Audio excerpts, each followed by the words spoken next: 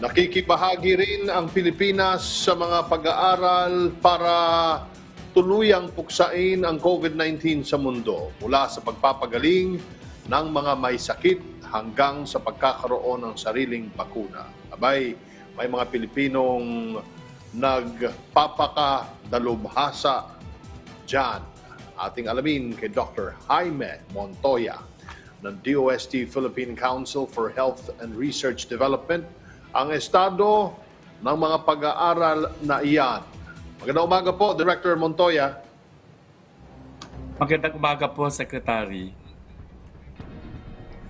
Sinabi ni Secretary De La Peña nung nakaraan na promising ang naging resulta ng initial clinical trial sa virgin coconut oil na sinasabing mabisa raw sa symptoms management at napapabilis ang recovery from the virus. Tinitingnan din ba ng DOST ang posibilidad na magkaroon ng malawakang rollout ng VCO treatment para sa mga COVID-19 patients kasabay ng pagbabakuna against COVID-19? Well, tama po kayo na natapos na po yung unang pag-aaral sa isang komunidad sa Santa Rosa, Laguna upang makita ko ito'y makatutulong na mas maagang gumaling ang mga probable or suspect cases of COVID-19. Pero patuloy pa po, meron pa pong ongoing ngayon na trial sa PGH para tingnan po yung mga may COVID-19 po na na-hospital. Ito po yung moderate cases po ng COVID-19 at patuloy pa po ang ating pagtingin din sa mga asymptomatic cases na ginagawa po ngayon sa Valenzuela naman po. So ito po ay patuloy po nating mamanmanan at imomonitor at base po sa mga resulta nito, magdidesisyon po tayo kung ito po ay ia-apply na po natin sa FDA bilang isang bagong indikasyon sa VCO dahil ito po ay kasalukuyang food supplement, hindi po ito gamot. So ito po ay mga panimulang requirements lang po para malaman natin kung makatutulong ito at kung mayroon ng basihan tayo base sa magandang resulta ng mga trials, maaari po tayong i-apply yan sa ating FDA para po magkaroon ng additional options ang mga Pilipino na mga posibleng makatulong sa paggaling sa COVID-19. Magkakaroon daw po ng another set of clinical trials for the VCO. Ititest nyo na ba ito sa mas malubhang karamdaman to check kung hanggang saan ang efficacy ng VCO?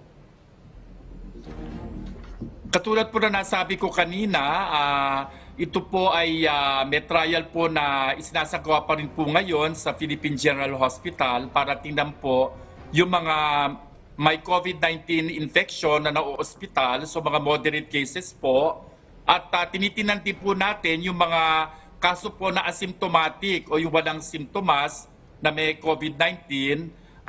Ito po ay ginagawa ngayon sa Valenzuela.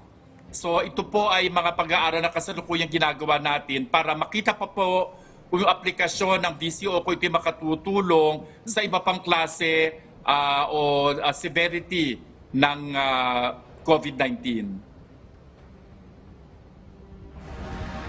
How about yung dinidevelop naman na yeast-based COVID-19 vaccine ng isang Pilipinong pari? Siya po ba ay nakipag-ugnayan na sa inyong tanggapan? Ito po ay napag-alaman namin, hindi pa po siya nakipag-ugnay sa amin, pero kami naman po ay bukas, ang aming opisina at ang council ay bukas na pag-usapan po ito. Kami po ay makikipagtalastasan kay Father Austriaco para pag-usapan ito dahil maganda pong balita ito. Dahil ibig sabihin po, tayo mga Pilipino ay tumutulong din na makadiskubre ng mga bagong bakuna at hindi lang po tayo umaasa sa mga bakuna magagaling sa ibang bansa. Paano naman po tumutulong ang DOST sa mga lumalabas na mutation ng COVID-19 sa bansa? Tayo po ang nagpondo ng surveillance o biosurveillance na ginagawa po ng Philippine Genome Center para makita po yung ating mga variants sa ating bansa. So tayo po ay patuloy na sumusuporta dyan, kasama po ang ating Department of Health, para po talaga masubaybayan natin na ang pagkakaroon ng mga bagong variants, wag naman sana, pero kung magkaroon man ay makita natin kung saan po ito at para ito'y maagapan natin at magawa ng karampatang programa. Puntahan naman natin ang mga tanong from the media with Yusek Rocky.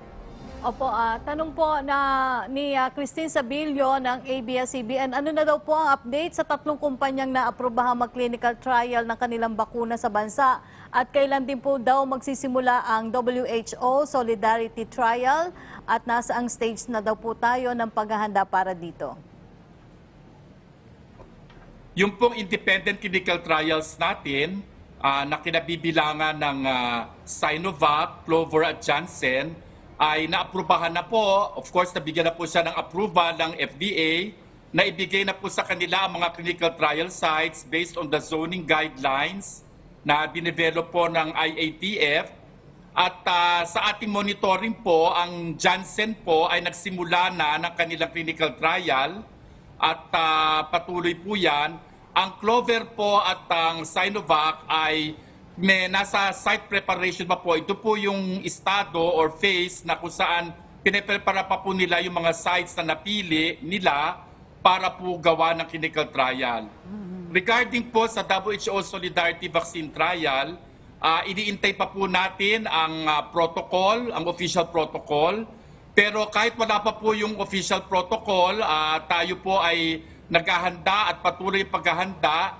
Nagte-training na po ng mga researcher at pati po yung mga bakunador na mai-involve po sa study. At ito po ay sa tulong din ng World Health Organization. Bagamat hindi pa po na-finalize yung protocol at kung ano pong bakuna talaga ang isasama sa WHO Solidarity Vaccine Trial. Patuloy po ang aming meetings po with the WHO at maingat po kasi sila dito. Yung kanilang strategic advisory group of experts ay tinitina po talaga ang mga datos bago po sila magkaroon ng desisyon kung ano po talagang bakuna ang isasama sa Solidarity Vaccine Trial. Opo, may tanong po si Greg Gregorio ng TV5. Itutuloy po ba ng Sinovac ang clinical trial ngayong may EUA na sila?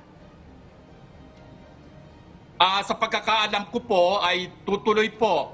Dahil dapat po nating isipin na kahit po meron ng emergency use authorization, ang kahit anong bakuna, patuloy pa rin po dapat ang kanilang mga clinical trial. Kailangan nilang tapusin ang kanilang phase 3 clinical trial para po sila ma-issuean ng Certificate of Product Registration or Full Marketing Authorization.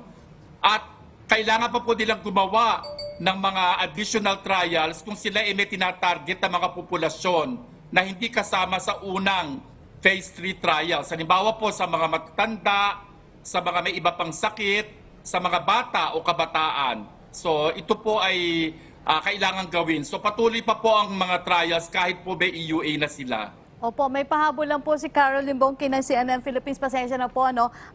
Pwede po daw malaman sino po ang unang makakakuha ng Sinovac? Ano po ang recommendation ng DOST?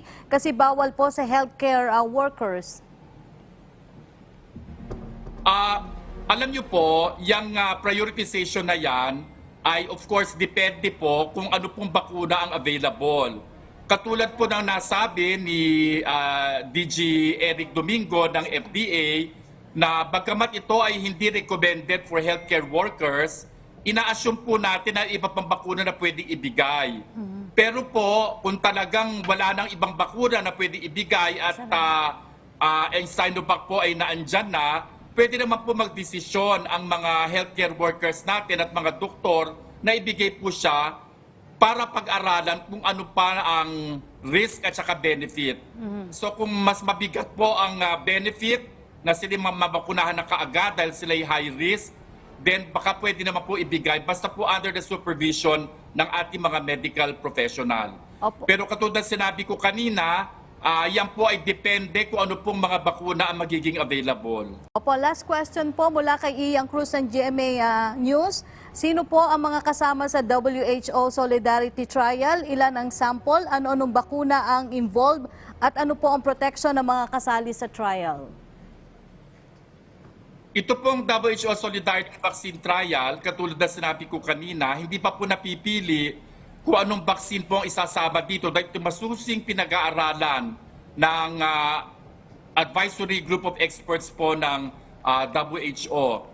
Ito po ay sa ating yung huling pakikipag-usap sa WHO Solidarity Vaccine Trial at sa WHO headquarters, ito po ay mag-i-involve ng 15,000 volunteers at sa ngayon po ay we have 20 sites na piniprepare na po base po sa maraming kaso na nire-report according to the Epidemiology Bureau ng Department of Health. Patuloy po ang training ng ating mga researchers, ang ating mga investigator at pati po yung mga bakunador at lahat po ng mga tao na kasama sa Solidarity Vaccine Trial.